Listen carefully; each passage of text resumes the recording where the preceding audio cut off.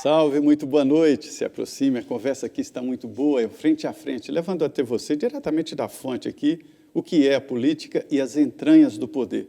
É muito interessante, ninguém aqui é dono da verdade, né? A gente dá as dicas, dá ali as situações e você forma a sua ideia. É assim. Nós hoje estamos aqui com o líder do Cidadania na Câmara dos Deputados. É o deputado Arnaldo Jardim, experiente, foi 4 vezes deputado estadual em São Paulo, 4 mandatos de deputado federal. Ele não gosta muito que fala, não, porque parece que está velho demais aqui, mas é experiência, né? E foi também 3 vezes secretário de Estado em São Paulo, que é a locomotiva do país. Deputado, eu falava aqui sobre a gente falando sobre importação, exportação, relações exteriores, e vamos falar um pouquinho das nossas relações internas. Há uma crise evidente, né, do presidente Jair Bolsonaro com o Supremo Tribunal Federal e toda a indicação de que Supremo e Congresso andam juntos. Qual será o final desse debate, desta disputa? Acho que depende muito do presidente Bolsonaro, tá certo? Eu torço para que a gente possa ter aí uma situação em que o combate à pandemia, saúde e economia tenham prioridade, que o desafio da reconstrução tenha total harmonia para que isso possa ser feito. Eu acho que vai depender um pouco do tom do presidente. Você teve na solenidade de posse hoje, o discurso foi um. Depois, quando saiu, foi ali para o cercadinho dar uma entrevista, o tom foi outro. Eu acho que precisa definir aí. O que eu sinto é que todos estão querendo que o Brasil vá adiante. Acho que tem um clima positivo para que essa convergência possa se estabelecer. Quais são os desafios que nós temos? Imediato. Nós vamos sair com uma dívida muito grande, tá certo? Nós acabamos de falar, eu falei que 600, você falou, Arnaldo, pode ser até mais, e os números confirmam que você pode ter razão. A Denise falou uma queda do PIB que nunca foi pensada, no tempo grave que teve lá a situação da Dilma, erros cometidos, nós chegamos a 3%, teve um ano que foi 3,1%. Todo mundo achava que era o fundo do poço. Agora nós estamos falando de 8%. Então, o buraco é muito grande. As tarefas são muito desafiadoras. Nós começamos essa crise, tá certo? No começo do ano, achando que nós estávamos retomando a situação da economia e dizendo, vai vir dinheiro do mundo todo para cá. Hoje não é pacífico isso, tá certo? Porque esse dinheiro que estava aí disponível está sendo disputado por outros países no mundo. Então, nós vamos ter. Você sabe que eu me dedico a novo marco regulatório de concessões de PPP. Estou tratando agora de uma proposta que é uma nova lei de debêntures. Então, tudo isso é para criar uma situação positiva. O que eu sinto da população? Que a população quer harmonia e quer que todos trabalhem para que as coisas possam ir adiante. O senhor acha que a crise política e essa instabilidade, essa dubiedade, o presidente do Supremo até usou essa expressão, que é uma dubiedade no comportamento do presidente, isso termina por tirar os investidores do Brasil? Eu não gostaria que você tivesse feito essa pergunta, porque eu sou obrigado a respondê-la. Infelizmente, nós estamos vivendo isso. Hoje, muitas vezes, quando você tinha investidores externos, eles acabam dialogando, dando sinais, tá certo? Eu, para discutir esse projeto, e eu quero dizer da minha parceria com o deputado João Maia, que foi até o subscritor, porque o presidente Rodrigo Maia meio sinalizou que eu serei o relator em plenário, então ele foi quem subscreveu o projeto de debêntures. Nós fizemos reunião com os fundos de pensão. Sempre que fazíamos reuniões, que esses fundos que são poderosos investidores, a pergunta primeira é o seguinte, como é que é economicamente esse projeto? Aí você tinha que explicar, justificar, falar dos setores. Segunda pergunta, segurança jurídica. Tem? As regras estão estabelecidas, nós não vamos ter surpresa, nós não vamos combinar uma coisa e daqui a pouco ter alguma coisa que nos surpreenda. Tal. Hoje, a primeira pergunta é o seguinte, tem estabilidade política? Mas ao mesmo tempo... Então, isso passou, Denise, e é a minha resposta, isso passou a pesar hoje como um fator de decisão, uma instabilidade política. Mas ao mesmo tempo, o presidente, no momento em que ele tem esse lado, que é o do Supremo, olha, ele dá sinais dúbios em relação à democracia e tal, mas tem o lado dele Bolsonaro, que ele diz, olha, eu não fui na manifestação do último domingo, eu fiquei quieto, nem participei, porque eu sabia que era uma manifestação, né, ali todo mundo já tinha dito, no sábado já tinha tido aquele ataque ao Supremo, jogaram fogos de artifício lá, como se fosse um recado ameaçador, e não como uma comemoração de algo bonito, porque é exatamente porque servem os fogos de artifício, né? Não era uma festa, digamos assim. E o presidente, ele falou, olha, o que eu estou fazendo de errado agora?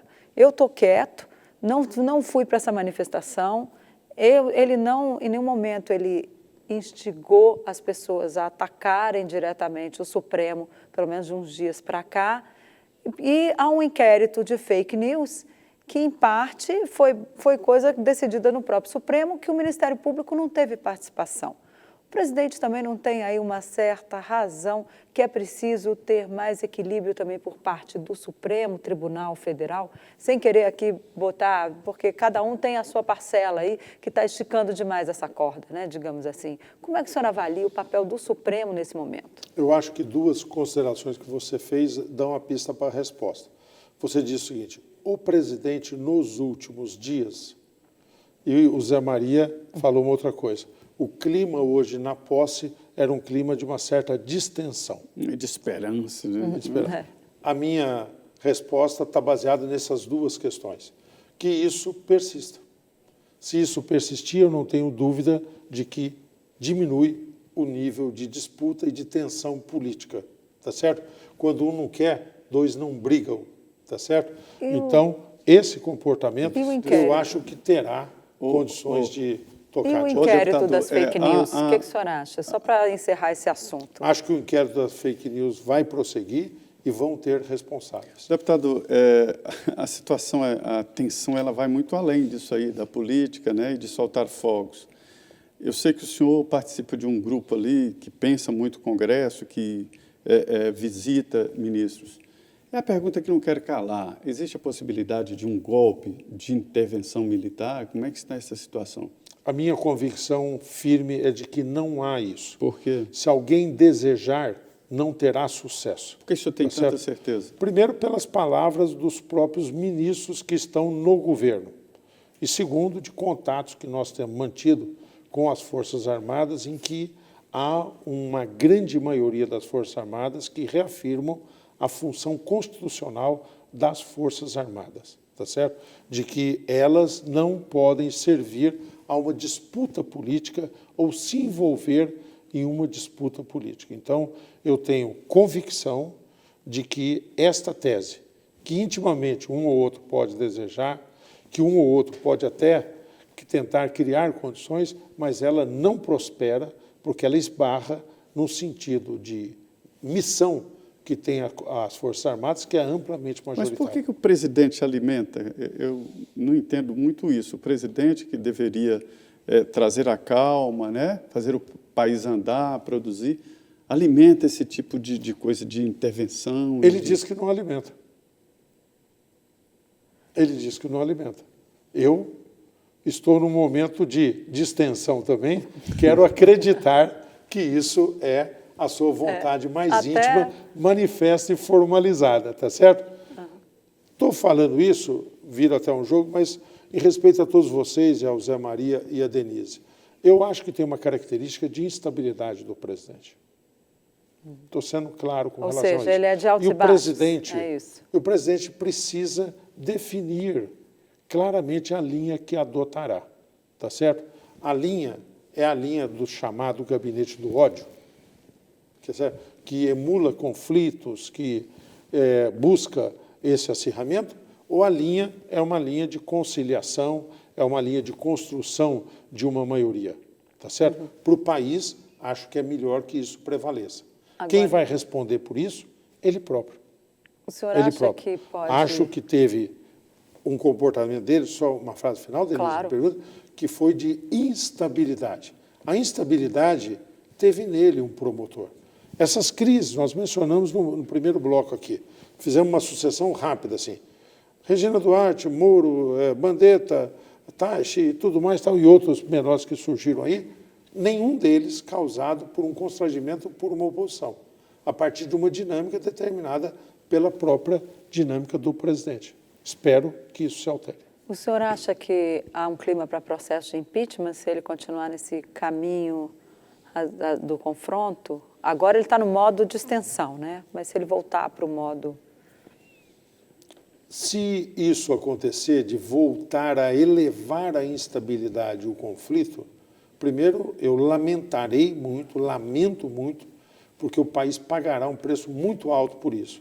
E aí nós vamos para um voo cego, que pode dar impeachment, pode dar em conflito, pode dar em tentativa de ruptura institucional, tá certo? Repito, não é o que eu enxergo como mais provável, não é o que eu desejo, não é para o que eu trabalho, tá certo? Acho que nós temos que trabalhar para o país estar mais inteiro para enfrentar essa crise que, repito, infelizmente, hoje nós estamos falando 46 mil mortos já, tá certo? Nós estamos falando de algo que está crescente, nós estamos falando de desempregados. Quando o Temer assumiu, tá certo? Eram 13 milhões e 400. Aí foram se ganhando, nós festejamos no começo desse ano que nós chegamos a 11 milhões de desempregados. Fomos diminuindo esse custo social. Nós estamos falando de um cenário provável para o mês de junho e julho, em que esse número chega a 16, 17 milhões de desempregados.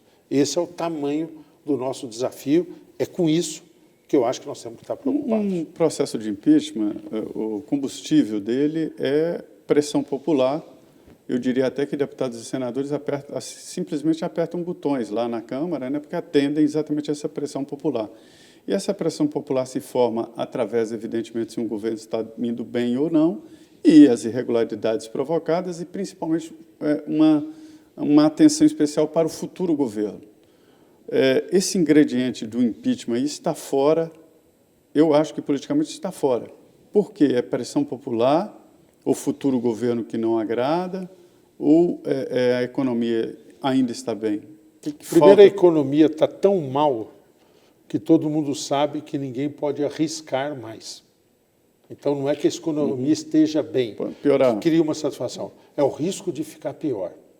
Primeiro, é essa questão.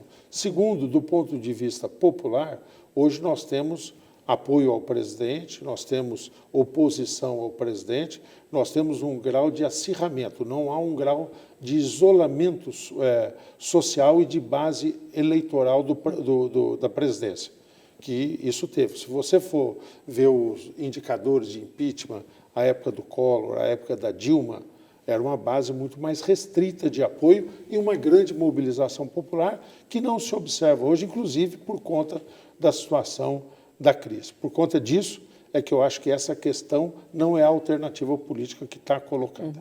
Ou seja, então, no momento em que ele atrai o centrão para o governo, ele criou um lastro que dá uma segurada aí em qualquer processo que vier para frente, no caso. Do ponto de vista, porque pedido já tem de sobra lá, né? Do ponto de vista numérico da Câmara, há isso, tá certo? Então, tem uma certa base que seguraria esse processo, mas essa base aí, o raciocínio do Zé tem razão.